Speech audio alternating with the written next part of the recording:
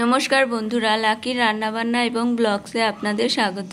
আজকে আমি রান্না করেছি বেতের শাক বা বেথুয়া শাক ভাজা।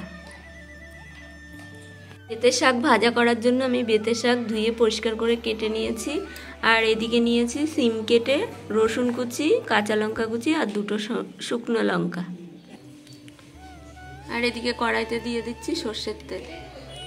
তেল গরম হয়ে গেছে, আমি ফোড়নে দিচ্ছি কালো জিরে আর শুকনো লঙ্কা, আর দিয়ে দিলাম রসুন কুচি।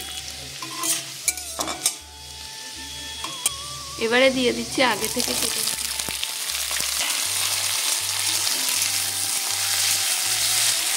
এখন এর মধ্যে দিচ্ছি হলুদ গুঁড়ো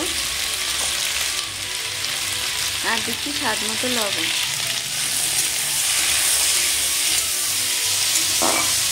এবারে এই শিম ভাজার মধ্যে আমি কেটে রাখা বেতের শাকটা দিয়ে দেবো।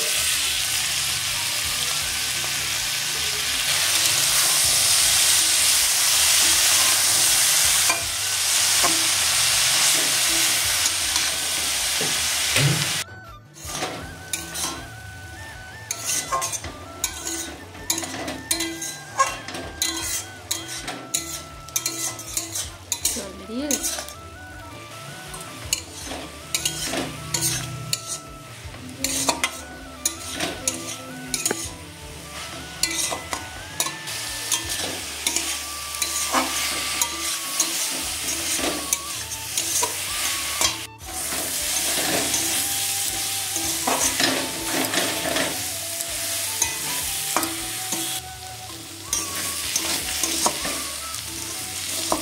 শাক ভাজাটা হয়ে গেছে। এবারে এই বেথুয়া শাক আমি নামিয়ে নেব।